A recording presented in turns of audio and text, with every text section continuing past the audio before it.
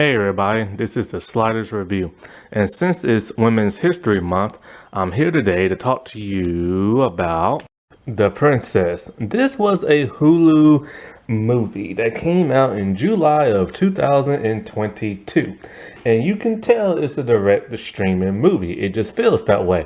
However, it didn't have to be that way. In fact, this movie has some amazing action. It could have been a contender. And what's interesting is that this movie came out in July, but yet I've only seen 3 YouTubers talk about this, and none of them seem to like it.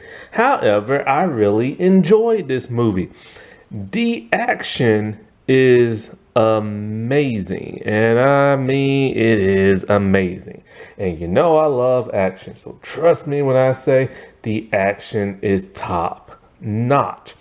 Joey King deserves to be a contender on the category of best like action star. My God, like I've never really seen her in anything before. She was in some movie on Amazon. I forget what it's about. I think she was with like her friend, and then the friend probably went missing or some crap like that, or said she was attacked but lied about it. I didn't even finish that movie. It was just so boring. And then she was in some movie, a true life story about like this girl who thought she had like 1,000,001 diseases because her mom lied to her, and just so she can collect money and stuff like that, and put her daughter on all these meds and stuff. Did the daughter like killed her mom in real life with the boyfriend, and she's still in prison, and she did that movie. I didn't watch that movie. I am not watching that movie. So I've never really seen her in anything. And so like I never really knew what to expect, but I've seen her before, you know what I'm saying? Like on like the internet and stuff. And man, she is like one of my new favorite action stars. Like she deserves to be in that category. Um, like with Mila Jovovich, Kate Beckinsale, Lucy Lawless, Jackie Chan, Jet Li, like, any action star you can think of, she deserves to be in that category. She worked her butt off as an action star in this movie. So much. She did about 95 or 97% of her own stunts. Now that's impressive, because even some of the bigger name people like the actress from Buffy, she's done more action than like people from Power Rangers. My God, man. Like, because the only time she really didn't do her own action, she got thrown out the window, and when she did that back spinning round kick and stuff, that's the only time she didn't do her own stunts. But she did it with hand-to-hand combat. She did it with the swords. She did it, and I'm very shocked and amazed. She's only probably like 5 foot tall and everything. But this was a non-stop action movie. However, the movie is not 100% great. Why? Because the movie is nothing but an action movie.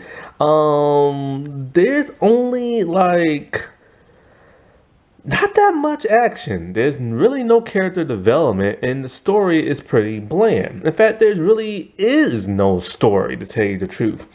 It's just action. Like, I'm not joking. Like, you go the first 20 minutes and it's non-stop action, and then they slow it down for a little bit to talk for like a minute or two and do a little bit for flashback, and then it's back to action. The next thing I knew, 50 minutes had passed, and then they went back to talking again.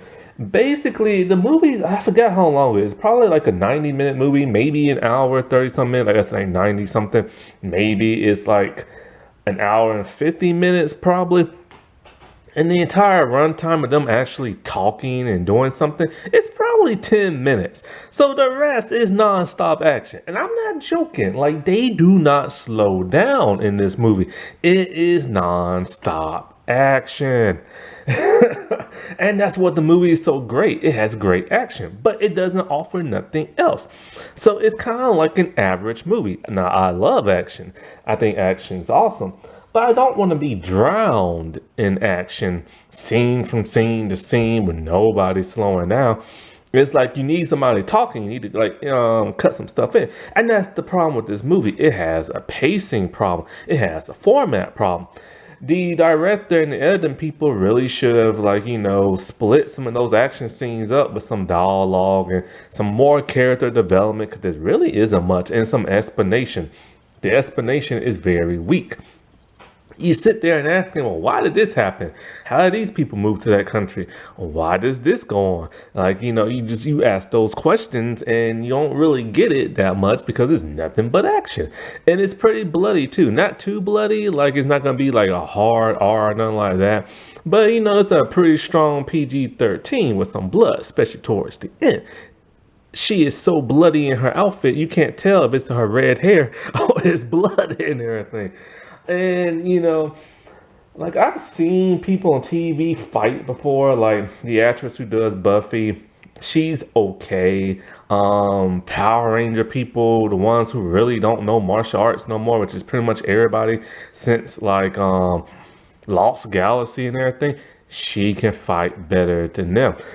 I'd rather see Joey King in an action movie than The Rock. Let's put it like that. And stuff. Like when I say she's great at action, man, she is great. She's so great, she tore her back up and everything. So much they had to give her some kind of weird medication that made her high, which she talked about on Jimmy Kimmel when what's that blonde lady's name? The one who dated 50 Cent, the blonde Chelsea Handler. And she told Chelsea she was just high as a kite, which is weird because she's been getting high a lot lately, she said. Like in the movie that I told you about before she was in, she ate an edible on the last day of filming, and she said she was just high. And it's weird. It's like, why is she getting high, and why is she excited about getting high, and why is she just doing it now? Yeah, she's in her early 20s, but still, don't do drugs. Like, I mean, like, this is an Instagram picture of her smoking a cigar. See, man, this is how it happens with these young stars, man. They start to do one drug and it leads to another. And speaking of drugs, have you ever noticed that in TV shows in the past decade or so, hardcore drugs have been like glamorized and everything? Like take Two Broke Girls. All they talked about was drugs and how great they were. And like Chucky, you see Lexi doing lines of chalk, and it's like, it's weird. It's like TV has glamorized drugs. And not only have they done that, but the hardcore ones, they always get these hot, glamorous girls to do it that looks like smoking hot. But in real life, crackheads do not look hot. They look pretty beat up in the face and everything. But why are they glamorized? It's kind of like those old smoking commercial advertisement where you see like a hot person smoking a cigarette. That's how it is nowadays. They just substituted crack for cigarettes. And stuff. I mean, cigarettes for crack or whatever. Oh, well, I heard that phrase, you know what I'm saying? But yeah, so she really needs to chill with this whole, ooh, I got high. And then what's so weird, Chelsea Handler, it was all like, oh yeah, when I used to do shrooms and blah, blah, blah, blah. I'm just like, dude, this is live on ABC, like a late night show. Why are they talking about drugs? And I'm surprised ABC didn't get pissed at them for talking about drugs. They got pissed at Jimmy Kimmel just for talking about politics, for crying out loud. And it's just weird how it's been so glamorized now. But back to this movie. So is this movie worth watching? Well, if you're an action junkie, sure. I mean, think about it like this. This movie feels like Xena meets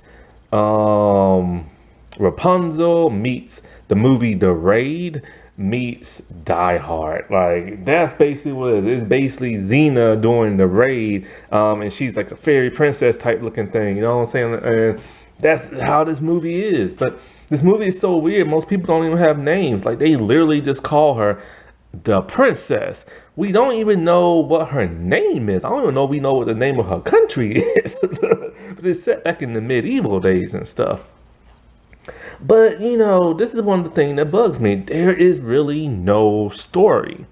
And there's really no character development. And another thing that bugs me, even though I love the action, and even though she's not my favorite action movie star, I just don't believe that like a 5 foot girl who's supposed to be 15 in the movie but is 20 in real life, I just don't see her beating up tons and tons, basically 100 men in their like 30s and 40s who are about 5'11" to 6 foot and over 20 pounds or 200 pounds. I just don't see that being believable. And she will literally fight like multiple people at one time. She will literally fight a room full of 10, 20, 50, even 50 people in a room. Like, I'm not joking. She fights that many and she whoops all of them and everything. And the thing about her is she's very quick on her feet. Like, she's a fast thinker, kind of like Xena.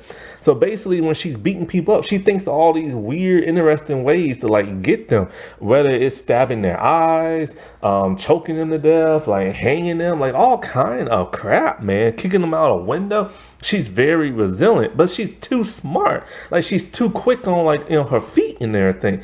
And they try to make her literally invincible. And that's the kind of thing that was a little bit of a turnoff, because it's kind of like, I can believe that with Xena because of a couple of reasons. One, Xena came out in the 90s, so you had that cheesiness to it.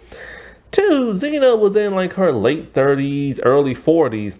She was like 5'11", and she had some thick, muscular looking legs. So I could believe her taking on tons of people. But even sometimes Xena struggled when it came to like certain people.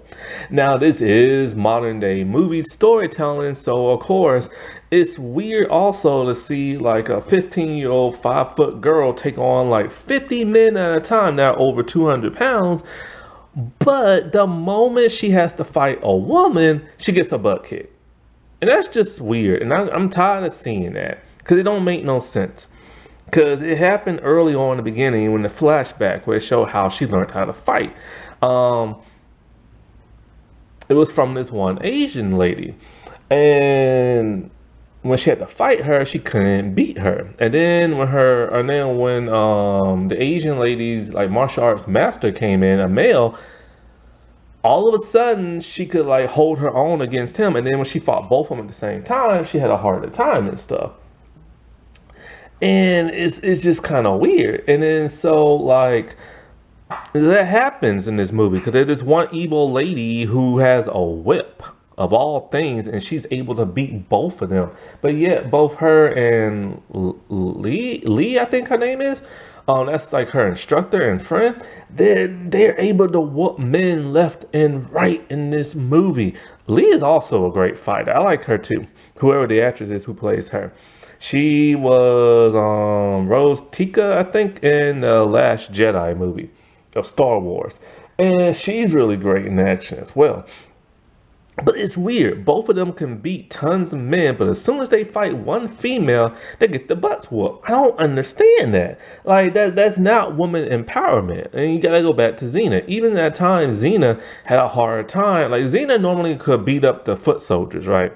But when it came to like the male like leader of the group, she had a hard time and struggled sometimes. And that's how this should have been, but it really wasn't. And it was just kind of weird. And that's not female empowerment, you know?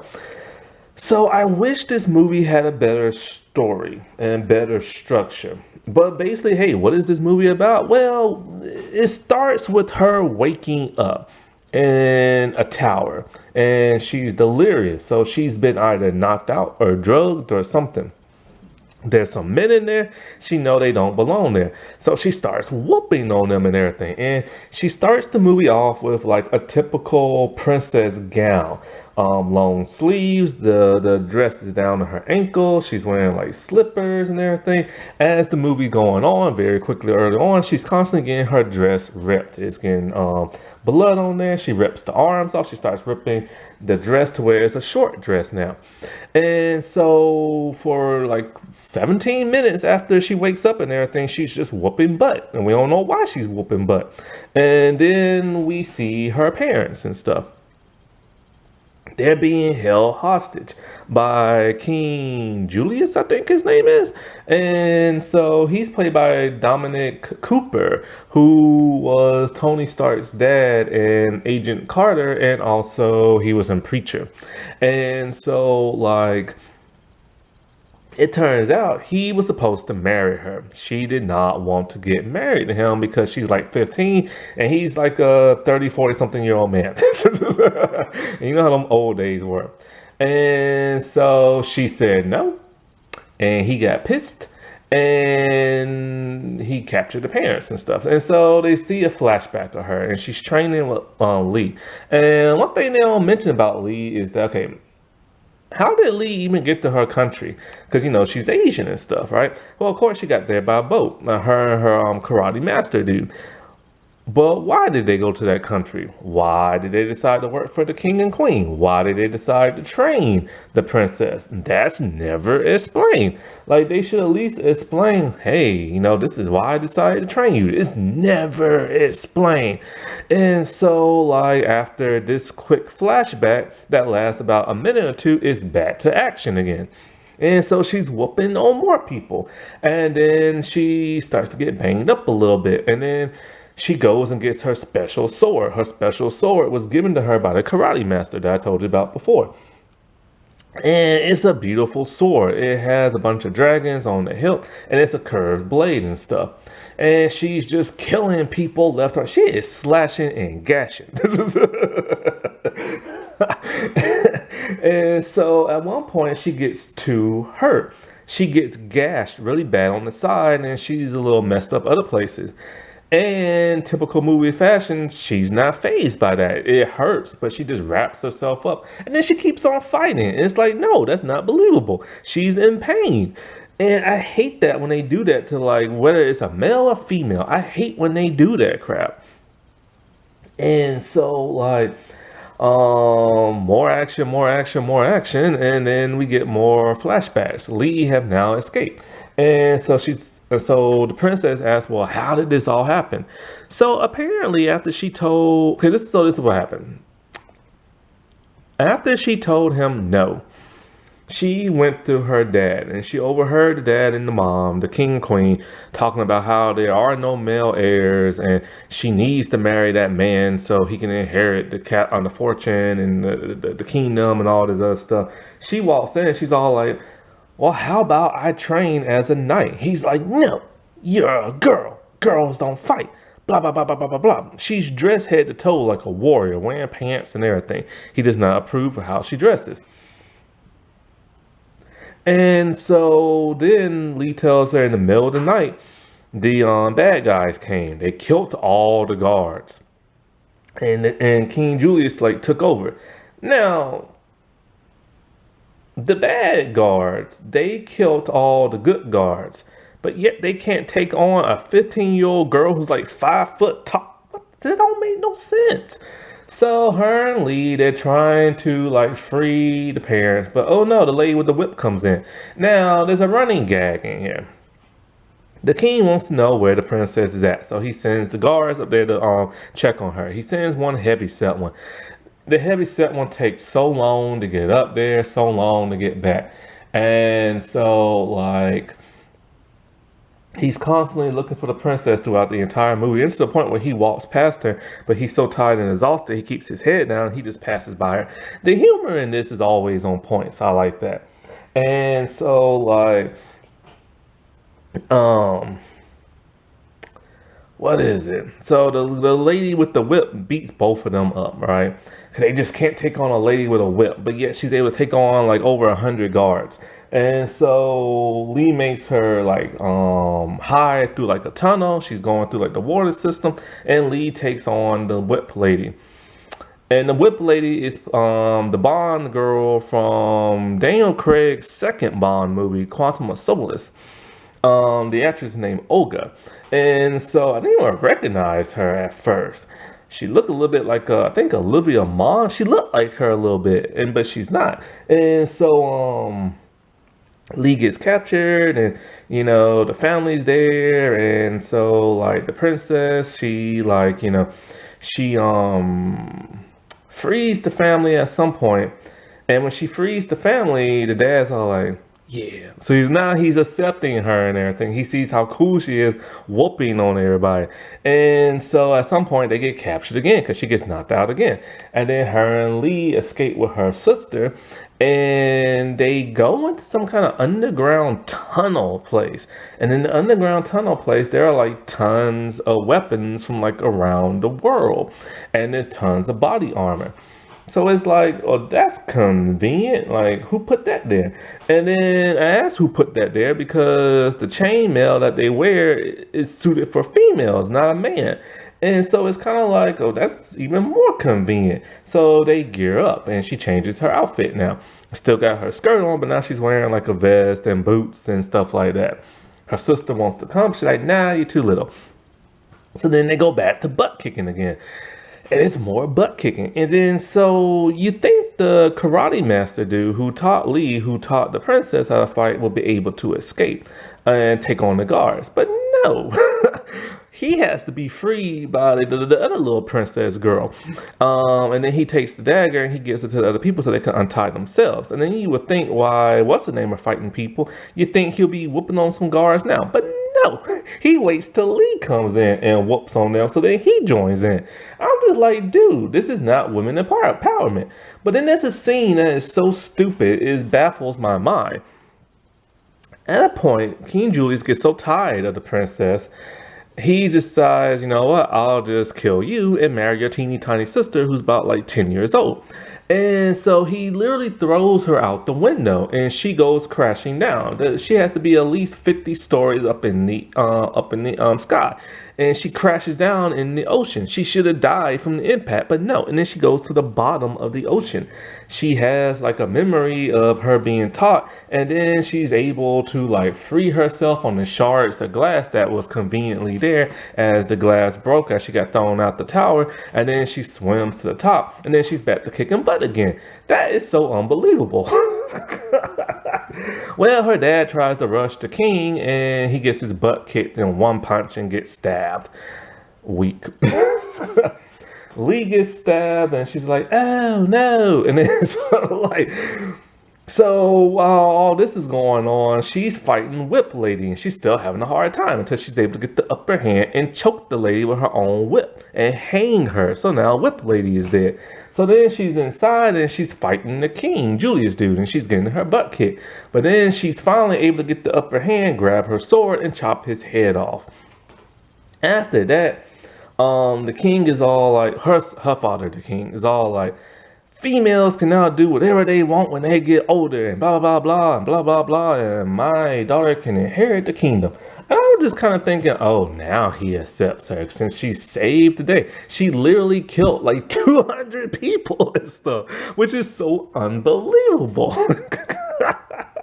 But what I don't understand is why he didn't want his daughter to take over the kingdom without being married to a man. Has he never heard of Queen Mary of Scots? Has he never heard of Queen Catherine or Empress Catherine? Has he never heard of Queen Elizabeth I? They all took over their dad's kingdom and they were just female. So this movie's kind of weird in that aspect. Like I said before, it's a great action movie. You will have a blast when you see the action. But what makes no sense about the action, other than she's 15 years old, 5 foot tall, and she's taking on hundreds of men that are 200 pounds, is that the person who trained her is Asian, yet she never does martial arts in the movie, except for one spinning roundhouse kick. And it's mostly just hand-to-hand combat. And it's just kind of like, you think she'll be doing martial arts and everything, but she doesn't. Now, one thing that also gets on my nerves when she fights is that she constantly screams and growls. That's her war cry. It's just always like, and then she just hulks up and just like starts whooping people, and it gets on my nerves, man. Like, I get so tired of hearing her scream. Like, give out a yell thingy like Xena or something like that. But yeah, it's a great action movie, but there's no real story. Like, no real story whatsoever. And the only dialogue is only like about 10 minutes. Now, how is her acting as opposed to her action skills? I honestly don't know. because she doesn't talk that much in the movie. And when she does, it's very short and brief. So she's okay, but I have nothing really to base it off of, you know? Happy Women's History Month, everybody. All right, I'll talk to you later. Bye.